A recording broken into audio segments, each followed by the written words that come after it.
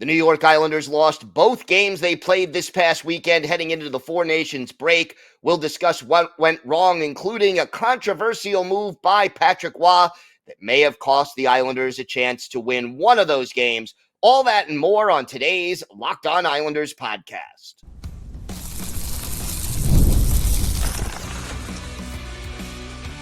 Your Locked On Islanders, your daily podcast on the New York Islanders. Part of the Locked On Podcast Network, your team every day. Welcome, everybody, to the Monday edition of the Locked On Islanders podcast, part of the Locked On Podcast Network, your team every day. I want to thank everyone who makes Locked On Islanders your first listen every day. Don't forget to subscribe on YouTube or wherever you listen to podcasts so you get new episodes as soon as they drop. Today's episode is brought to you by FanDuel. Right now, new FanDuel customers can get $150 in bonus bets if your first $5 bet wins. I am Gil Martin. I have been covering the Islanders for nearly 2 decades, and I wrote the book Ice Wars on the history of the Islanders' rivalry with the Rangers.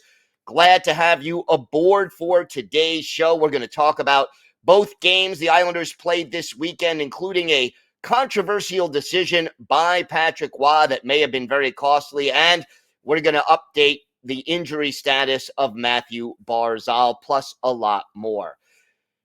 This weekend was, to say the least, a disappointment for the New York Islanders, and I am going to start with the Friday night game against the Winnipeg Jets.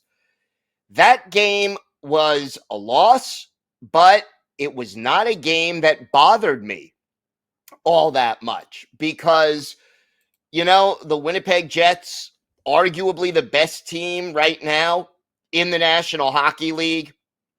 If they're not the best team, they are close to it. And, the Islanders went out there and played a solid game, but the second period ended up being very, very costly. They were dominated in that period. They were up 2-1 after one, but gave up 3 consecutive goals in the middle stanza.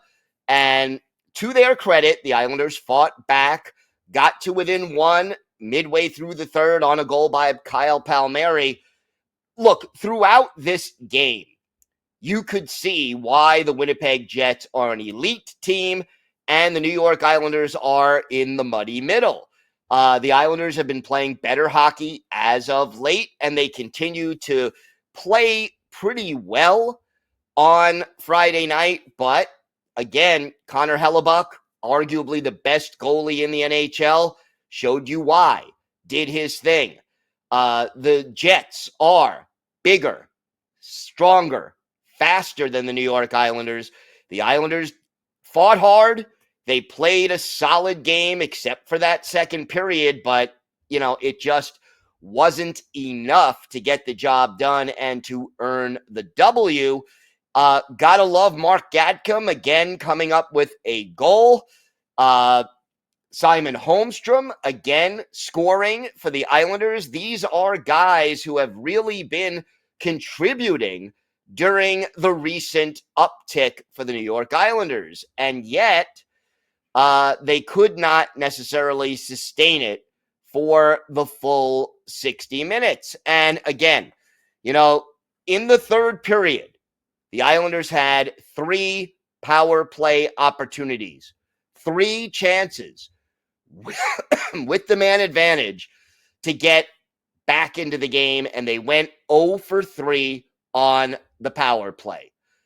And, that lack of power play juice has hurt this team all season long, and it just continued to hurt them on Friday night. The power play remains dead last in the NHL. They're only hitting at 11.5% of their power plays result in goals. And that's just not enough. And out of those 3, they had 1 where they were really on and created some chances, but there was too much Connor Hellebuck. And then they had a couple where the Winnipeg Jets were actually getting better scoring chances shorthanded than the Islanders were creating on the power play. And we just need, whether it's Scott Perunovich or Tony DeAngelo or somebody, needs to be able to step up in the absence of Noah Dobson in order to make this team play better. And it just isn't happening at this point. And again, the penalty kill has been better. They were so bad early, they're still only 31st in the league. But when your power play and penalty kill are both at or near the bottom of the league, that is not a formula for long-term success. So, look, the good news is the Islanders went toe-to-toe with the Winnipeg Jets. Again, arguably the best team in the NHL right now. They only lost by a goal on the road. They played 2 really solid periods, but, it wasn't enough to earn the win. Nothing to be ashamed of from that game. And then you kind of go in hoping, okay, you didn't get any points Friday night. Saturday, it's Minnesota. They're a good team, but they're missing their best player in Kirill Kaprizov.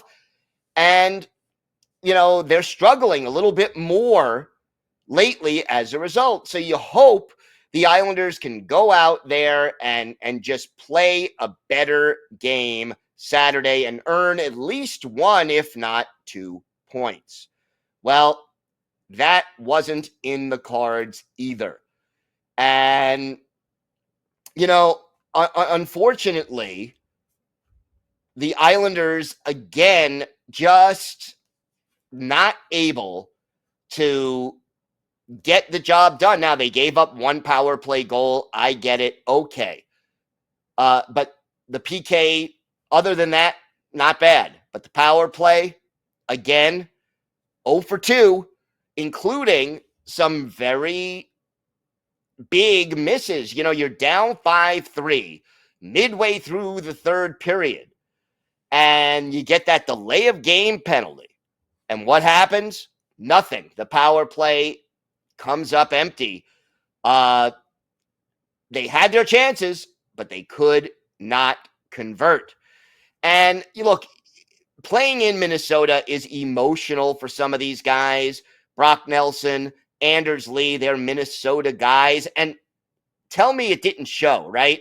Nelson scored a goal, had an assist, 8 shots on goal in this game. Anders Lee scored a goal, 6 shots on goal in this game. You really saw those guys getting amped up to be back home. Again, the Islanders running into another good, talented, and hot goalie in Philip Gustafsson. That was part of the problem. And, Matt Boldy, 2 goals and an assist for Minnesota. But the big issue that we saw on Saturday was poor defensive play. Tony DeAngelo, who has done some good things for this team on the ice, had clearly what was his worst game as a New York Islander. And he was a -3 in this game, did not register a hit, and played 21 minutes and 42 seconds, but he had 2 own goals in this game. One of them was kind of a deflection. Again, that's going to happen every once in a while when you're a defenseman trying to move somebody out from in front of the net. I get it. The other one, he actually put the puck, shot the puck into his own goal. Not intentional. Again, I'm not going to sit there and say, oh, he's awful. He's a disgrace on the ice. No, not going to say that. But here's the concern that I have after watching that game and really sort of the last couple of games from Tony DeAngelo. You want the guy to do well. You want to see more from him. His reputation is offensively, he is a good passer, a good playmaker. He can shoot, he can contribute. But defensively, he is largely considered a little below average at best. And, when you're first acquired via a trade, you end up, you want to show your teammates and your coach that, you fit in and you're going to play well. And this is what I can do. And this is why I deserve ice time. You are excited. You're driven. You are jacked up for, being on the ice with your new team. And that'll give you 3, 4, 5 games usually of better effort. And then usually what happens is we come back to the mean. We get back to, okay, this is what this guy does. And, he plays more like what it says on the back of his hockey card. Well, Tony DeAngelo has now played 8 games for the Islanders.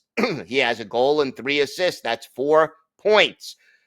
That's, right in line with where he is. But defensively, we are starting to see him struggle. And to me, the key with Tony DeAngelo going forward, again, not angry about the own goals. That happens occasionally. You don't want it to become a habit. But what we need to see from Tony DeAngelo is just to be smart and efficient in his own zone. It's almost like I'm saying the same thing about DeAngelo that I was saying about Noah Dobson.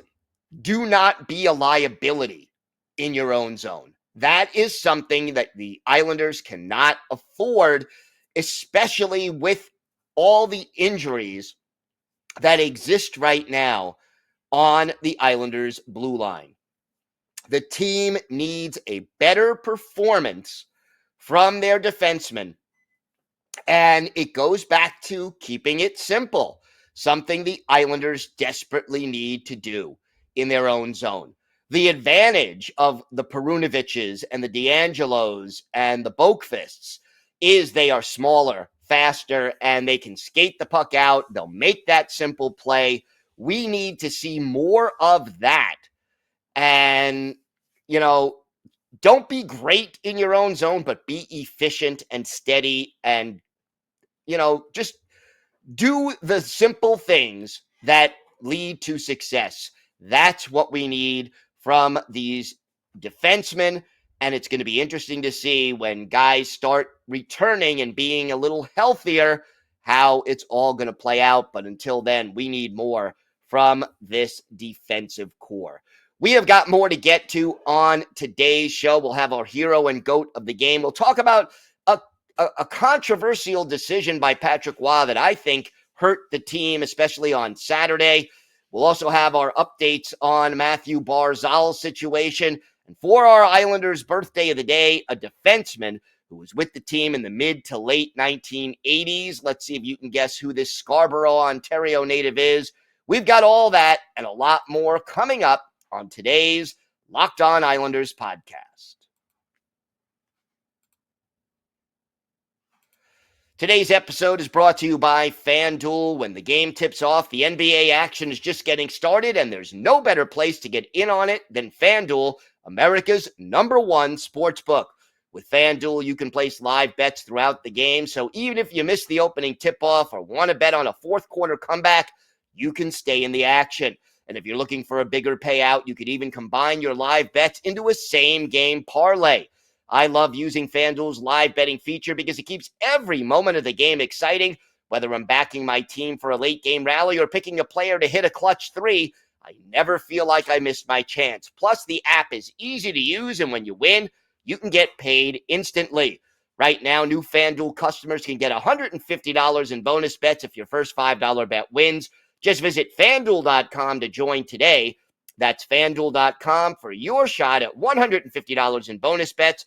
Make every moment more with FanDuel, the official sports betting partner of the NBA. So, hero and go to the game from this weekend. I think it's easy on Saturday. The go to the game was obviously Tony DeAngelo. I mean, you can't have 2 own goals in one game and not be the GOAT. And I'm not trying to single him out. It just wasn't a good performance and a good game for Tony DeAngelo. As far as hero of the game, I'm going to go with Brock Nelson, who had a goal, an assist, 8 shots on goal, a block shot, a takeaway, and a hit, and led all Islander forwards with 19 minutes and 5 seconds of ice time. Now, going back to Friday's game, that's maybe a little bit tougher as far as hero and GOAT of the game are concerned. I am going to give this a tie with Mark Gatcomb and Simon Holmstrom being the hero. They each scored a goal. Again, Gatcomb just always active, even if he's not on the ice. And, one of the things I've noticed about Gatcomb and the way he sort of influenced other players, Casey Cizikas has been more physical since Mark Gatcomb joined the Islanders and got into the lineup. And I think that is a net positive. As far as go to the game, I'm going to give it a tie. Anthony Duclair and Bo Horvat, both -3 in this game. And especially right now, Duclair. Look, I am not going to get on Anthony Duclair too much. I know he's not 100% healthy, not even close. He's gutting it out, trying to play for the team and help the team despite the injury. We may be getting close to the point, though, where if he hasn't gotten healthy enough to really contribute after Four Nations, where he's going to have 2 weeks to rest and hopefully get healthier, maybe you need to put him back on IR. I know this team is struggling, but it may be time because you need a guy who can play and contribute. And right now, not necessarily his fault, but Duclair isn't there. So I wanted to talk about a decision made by Patrick Roy that I think really hurt the Islanders on Saturday. And look, I know that injuries are a big issue right now on the blue line. The Islanders, both Friday and Saturday, had only 2 defensemen out of 6 who actually were on the opening night lineup. You are missing more guys than guys that are there, that are healthy. But you're playing 6 defensemen, or you're dressing 6 defensemen. You're on the second game of a back-to-back on Saturday in Minnesota. Playing Dennis Cholowski for 2 minutes and 52 seconds of a game and not playing him at all in the third period, to me, is a mistake. And Roy was asked about it after the game, and he basically said, I'm trying to win the game. And I get it. And I get the fact that right now, Roy does not have a lot of faith in Dennis Cholowski. Again, I get it. But you got to put him out there for more than 2 minutes and 52 seconds. If he's dressing for the game, give him 6, 8, 10 minutes. Pick your spots. Use him wisely. Put him out there on the power play if you're afraid of his defense. Put him out there the last minute of a period or when after a power play because some guy needs a rest. Here you are on a back-to-back. Your defensemen are already kind of tired. Tony DeAngelo played 27 minutes Friday against Winnipeg. Adam Pelech and Alexander Romanov, 24 minutes plus. You're coming back and you're playing Romanov 27 minutes. And, Perunovic and Pelech, 24 and 23. DeAngelo, 21, 42. It adds up. And these guys wear down. You can't leave Cholowski on the bench and only play him 252. It just doesn't make sense.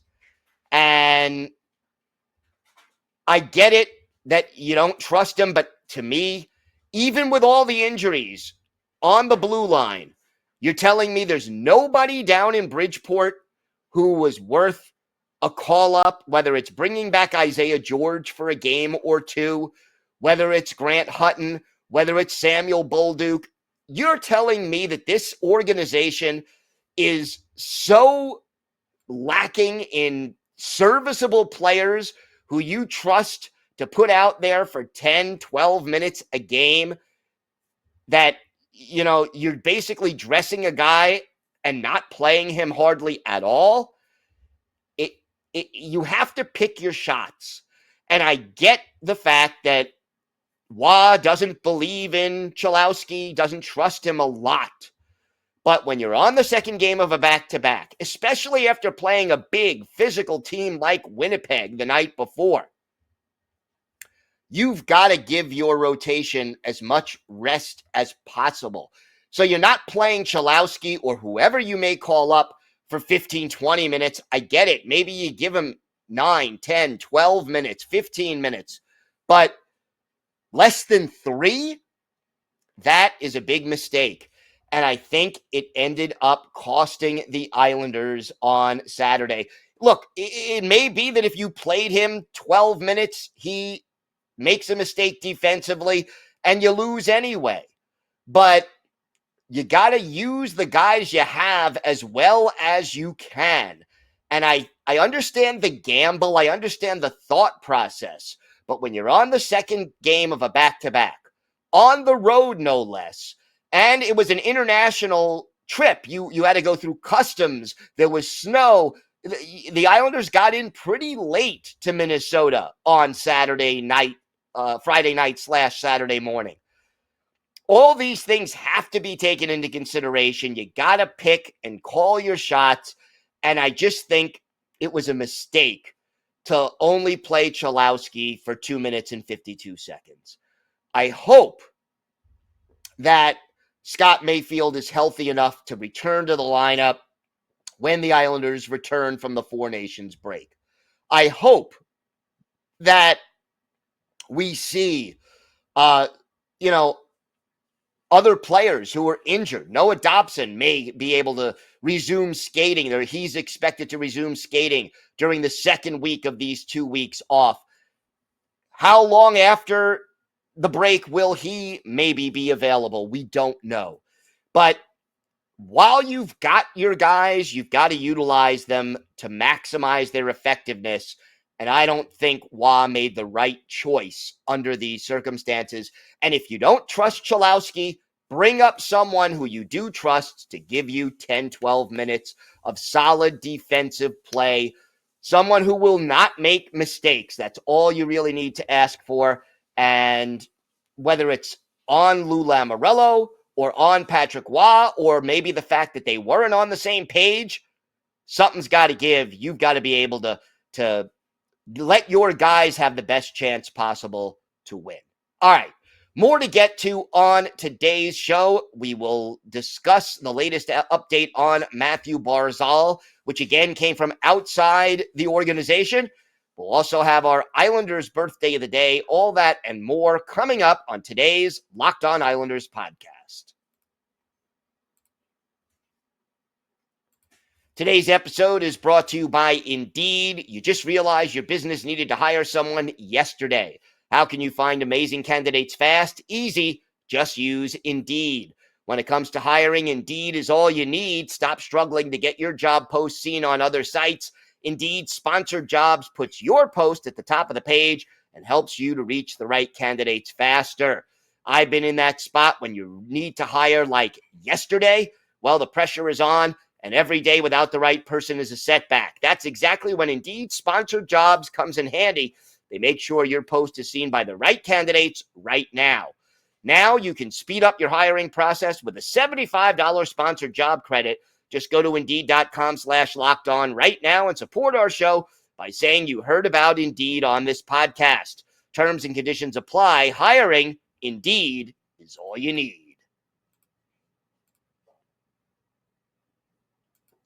Thank you for making Locked On Islanders your first listen today. For your second listen, find Locked On Fantasy Hockey. Become a fantasy hockey expert and get the edge over your league mates with daily tips from our hosts, Steele and Flip. Find Locked On Fantasy Hockey on YouTube or wherever you listen to podcasts. It's part of the Locked On Podcast Network, your team every day. So over the weekend, the Islanders, let's just say that some news about Mathew Barzal kind of slipped out. And as usual, it did not come from within the New York Islanders organization. Pierre LeBrun, the NHL insider, basically announced that there was a minor procedure done on the kneecap of Mathew Barzal, and that the expected recovery is 4 to 6 weeks. But keep in mind that timetable can vary depending on the person and the severity of the injury. The injury happened a week ago during the Islanders' 3-2 overtime win over the Tampa Bay Lightning when he blocked a shot in the closing minutes of the game. And obviously, Barzal, one of those guys that the Islanders, if they want to try to make a playoff run, well, losing him is definitely a big problem. Now, the good news is if he's out 4 to 6 weeks from, let's say, this past week, you have 2 weeks off now. So he's only going to miss another 2 to 4 weeks of actual game time. And, that helps, but it is not what you ideally want. Now, when they said he was out indefinitely, there were people saying, oh, he's done for the season. And I did not commit to that. I said it's possible, but out indefinitely, knowing the Islanders and the way they like to be quiet and secretive about these kind of things, it could be 2-3 weeks. It could be the rest of the season or anywhere in between. Well, now we have at least a better idea of what to expect. And again, you calculate it from early February, you're still saying that Mathew Barzal is out past the trade deadline. Like at the trade deadline, which is March 7th, would be the earliest he could come back. And how does that change the way Lou Lamoriello handles the trade deadline? How the Islanders move forward? A lot of unanswered questions, and we're going to talk about all of these issues throughout the next couple of weeks during the Four Nations break. Time now for our Islanders birthday of the day. And today is the 64th birthday of former Islanders defenseman Steve Conroy. The Scarborough, Ontario native, 6'1", 195 pounds, a second-round pick of the Flames back in 1980, made his NHL debut at the end of the 80-81 season with Calgary, and ended up joining the Islanders late in the 85-86 season, stayed on the team till the 88-89 season when he was traded to the Blackhawks, later played for the Whalers, the Red Wings, the Senators, and then ended his career with one more game in Calgary during the 94-95 campaign. Played in 895 career NHL games, 41 goals, 236 points, 863 penalty minutes, had 10 goals and 25 points in 97 playoff games, with 23 of them coming with the New York Islanders. And look, Conroy, more of a defensive-oriented defenseman. One of his best games as an Islander, December 11th, 1986, Islanders visiting the Brendan Byrne Arena in the Meadowlands and taking on the New Jersey Devils. Kelly Rudy, the goalie for the Islanders. Alain Chevrier in goal for the New Jersey Devils. And our Islanders' birthday of the day, with the game tied 1-1, Steve Conroy sets up Brian Trottier midway through the first period. Mike Bossy got the other assist, and it is a 2-1 Islanders lead. Then in the second period, with the Islanders all of a sudden up 5-1, our Islanders' birthday of the day, Steve Conroy, strikes again. He scores his third goal of the year. Patrick Flatley and Mikko Makela with the helpers. It came just 22 seconds after a goal by Makela. And the Islanders extend their lead en route to an 8-4 win over the New Jersey Devils. For Steve Conroy, our Islanders' birthday of the day, a goal and an assist. He was a +3. He scored on his only shot. And Kelly Rudy making 29 saves to earn the win. Chevrier chased Chris Terreri, also playing in this game to finish up for the Devils. But Steve Conroy is our Islanders' birthday of the day. I want to thank everyone who makes Locked On Islanders your first listen every day. Everydayers, we are back tomorrow. We're going to have some great guests this weekend. We're also going to talk more about injury updates, what to expect at the trade deadline, and all the latest Islanders news, notes, and happenings. And we'll also keep you up to date on Brock Nelson throughout the Four Nations tournament.